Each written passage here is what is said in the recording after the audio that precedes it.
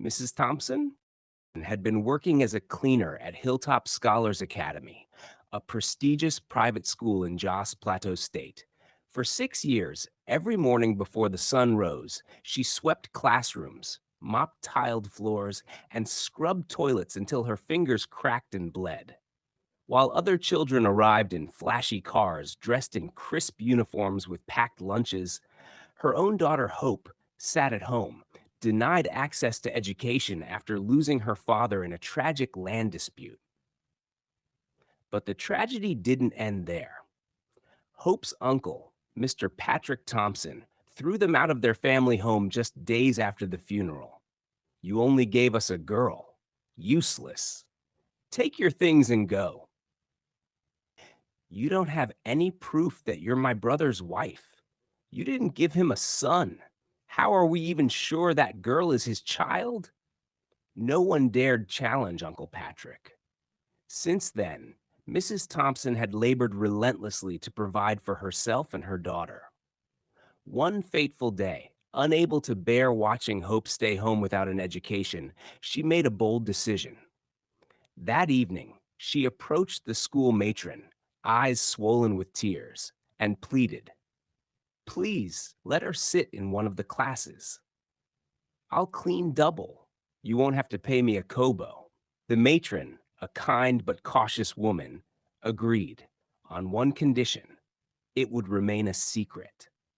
So, in the early hours of the morning, Mrs. Thompson ushered Hope through the back gate. She wore torn sandals and carried a borrowed backpack. While her mother cleaned, Hope learned. She studied under streetlights during power outages. She did her homework on pieces of cardboard using broken pencil stubs.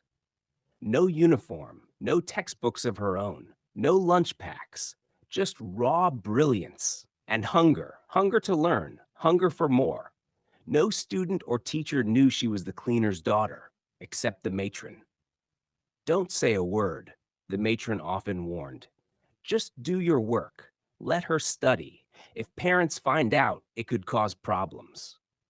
So Mrs. Thompson watched her daughter from afar. When teachers whispered, "That girl in pink is a genius, but where did she come from?" she simply smiled in silence, emptying bins beside them. In Hope's second year at the school, she came first in her class 3 consecutive terms. Still, there was no recognition, no name on the school record, no applause, because officially she didn't exist. Yet she kept showing up, kept reading, kept shining. Then came the annual prize giving day. Parents flooded in, dressed in shimmering lace and polished shoes. Photographers filled the hall. Mrs. Thompson had been assigned to clean the venue before and after the event. As she arranged chairs, she spotted Hope standing near the entrance, tears in her wide brown eyes. "They said I shouldn't come inside," Hope whispered. Mrs. Thompson knelt beside her daughter, holding her small hand. "Just wait," she said. "One day, God will speak for you, and the world will speak with him." The ceremony began. Award after award was handed out. Mrs. Thompson stood in the shadows, holding her mop like a soldier holding a sword. Then, the head teacher stepped up to the microphone. "Before we present the award for Best Overall Pupil, allow me to share a story. There is a girl in this school with no registration form, no name on our roster.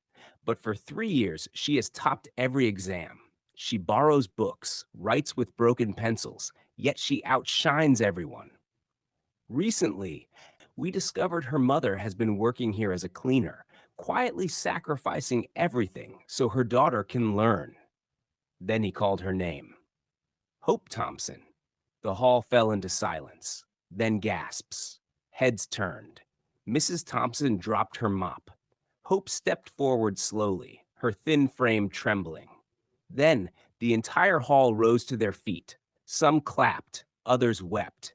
Teachers cheered. Mrs. Thompson collapsed to her knees, weeping.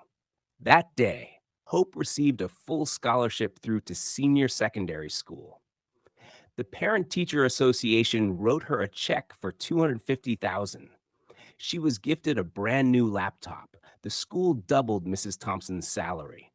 For the first time, they called her Madam Grace. But the story didn't end there. Hope went on to win a government scholarship. She was admitted into the University of Ibadan to study medicine. She graduated with distinction, and she became Dr. Hope Thompson. But life has a way of coming full circle. Years later, Dr. Hope Thompson became the head doctor and medical director at a renowned hospital in Nigeria. One day, an elderly man was wheeled into the emergency ward.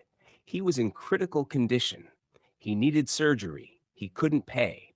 When Hope saw his name, her breath caught. Patrick Thompson, her late father's elder brother, the same man who had thrown her and her mother out of their home, who had called her useless and denied her identity. Now he lay helpless, unaware that the young doctor holding his chart was the girl he once discarded. When the hospital asked for payment, he pleaded, "I have nothing left." Dr. Hope responded gently, "Don't worry, sir. Let's begin the surgery." She led the team. The operation was successful. Weeks later, as he regained strength, he asked to see the doctor who had helped him. When Dr. Hope entered the room, his eyes widened. "You?" he stammered. "Hope?" She smiled, her white coat glowing under the hospital lights. "Yes, uncle. I'm the daughter of the woman you once called useless." Tears welled in his eyes. She took his hand and whispered, "God doesn't forget. Mercy speaks louder than rejection." Today, Dr. Hope Thompson runs a charity foundation for brilliant children from poor homes. Her mother, Mrs. Grace Thompson, lives in a beautiful home bought by the same daughter she once smuggled into school through the back gate. Because sometimes what you clean in secret will one day shine in public.